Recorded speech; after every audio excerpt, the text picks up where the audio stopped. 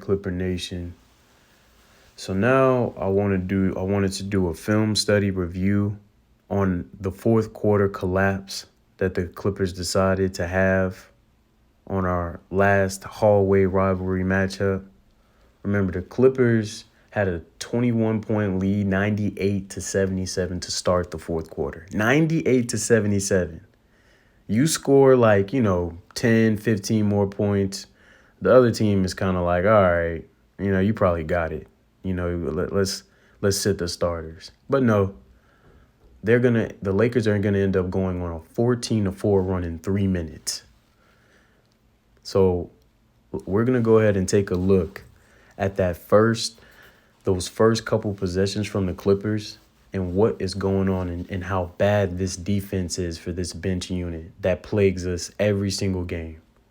Every time we go up against a real Western Conference team, when they put their star player against our bench unit or one of their star players against our bench unit, it is just like open season.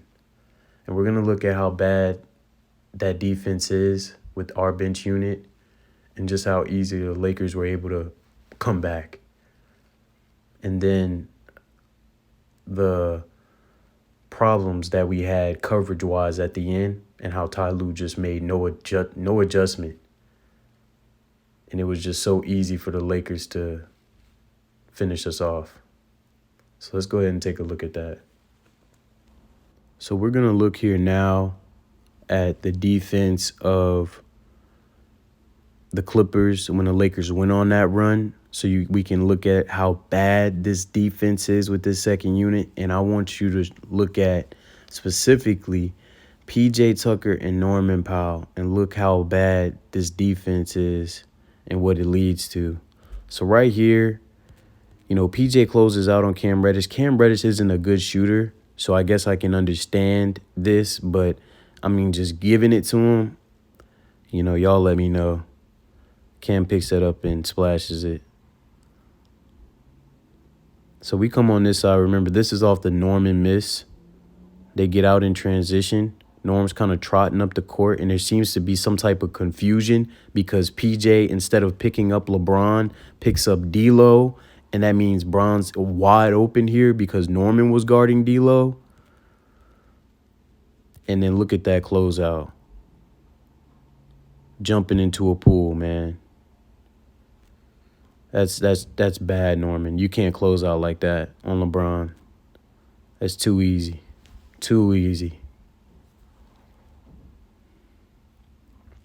Then we're coming down. D'Lo's just going to put Norm, treat him like a baby, and put him in the crib. Spin, go right by, and foul. Led to 2 free throws. Awful.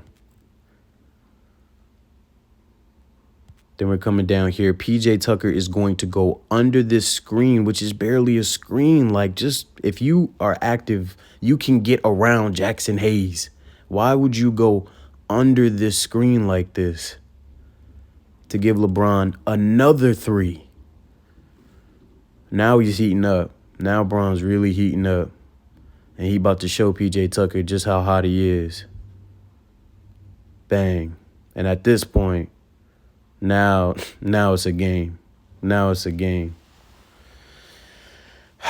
So fast that 21-point lead got blown just away. We're not even 4 minutes in, and the Lakers already cut the thing down to 9.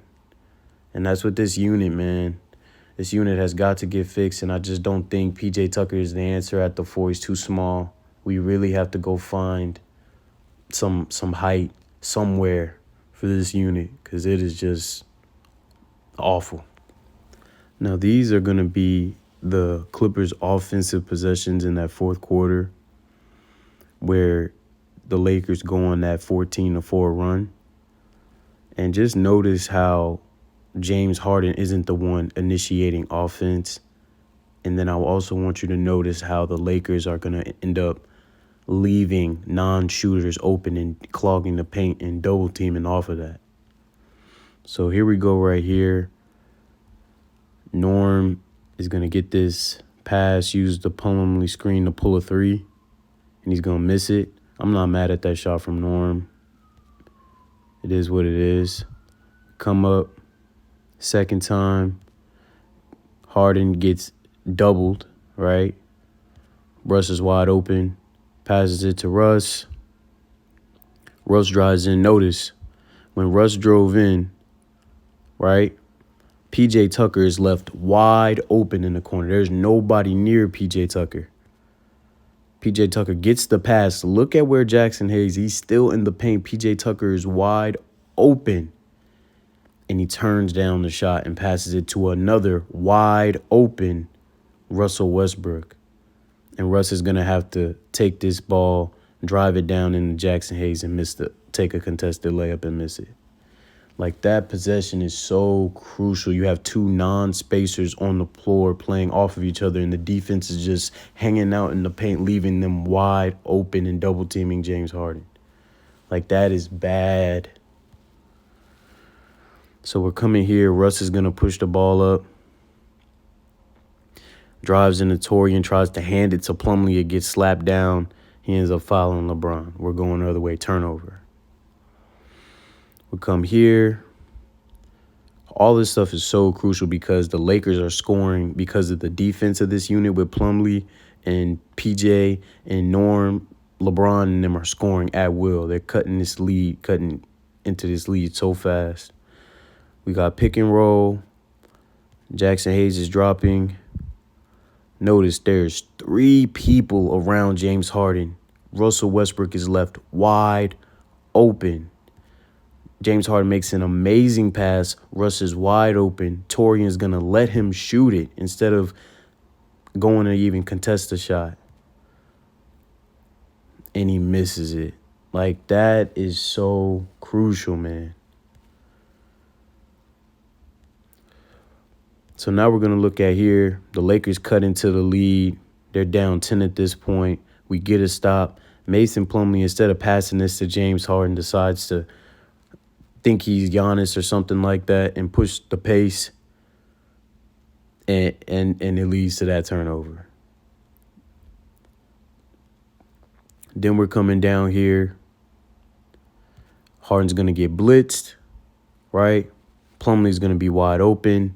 And notice right here, Terrence should have long time ago started cutting to go get this ball.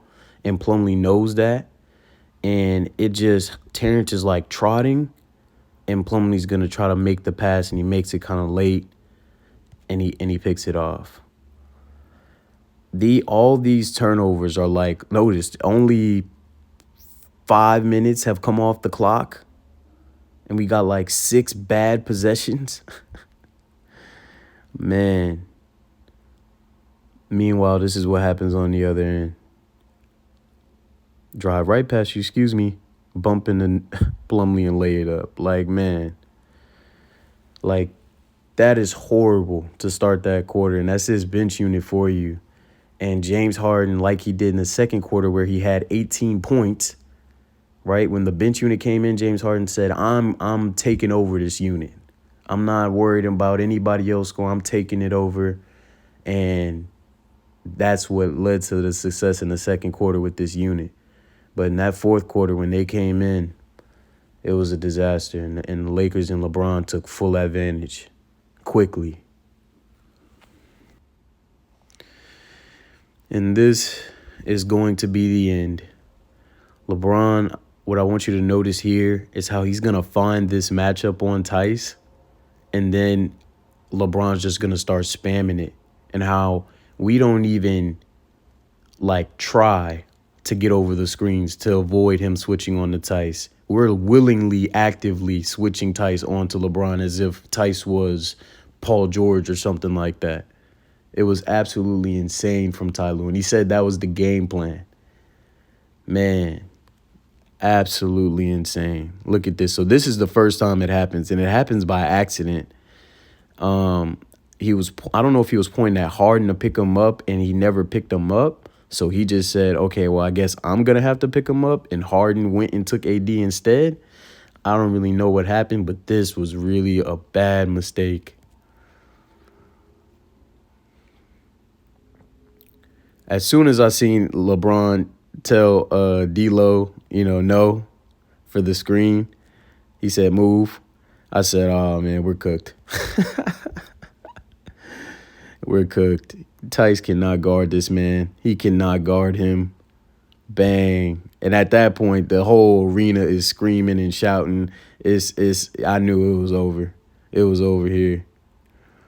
Here we go again. Now, what I want you to pay attention to, watch this. Look at where LeBron is standing. He is almost on the logo. If LeBron is going to shoot that, let him shoot that. If he's going to take off from there, let him take off from there. There is no need for Kawhi not to go under or over this screen. To just let Tice switch is crazy.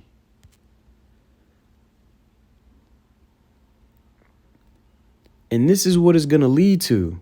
Because we know that he can't guard LeBron and we saw what just happened, now we're going to start double teaming LeBron, and LeBron is not somebody that you can double team. He's just going to find the open man that you're cheating off of. Pass it to D'Lo. D'Lo makes an excellent pass to Rui. They get the offensive rebound.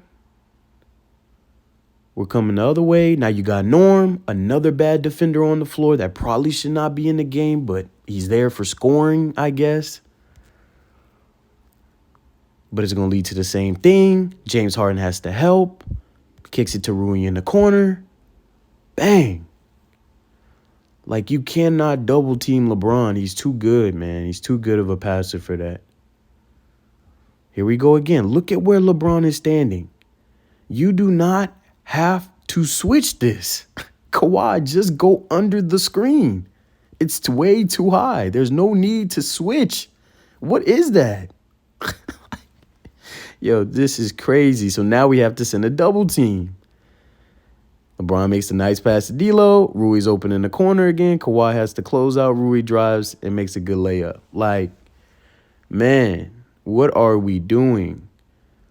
Now we got Norm on him. We got Harden. There is no reason to double team LeBron James right now. You cannot double him like this. He's going to make the pass. D'Lo, bang, and the game is over with now. It's over with now. Kawhi makes a good little stretch run. We get it close, la la la. You know, there was some drama after this that I'm not even gonna film review because it's so retarded. But man, you could just kind of see how this Daniel Tice stuff, this Norman Powell stuff with LeBron is just crazy.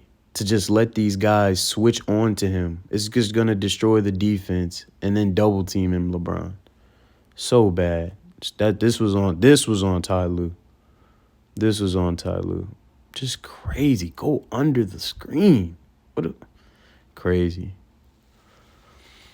So we got to keep context before, I don't want anybody to lose heart. This Clipper team is still very talented.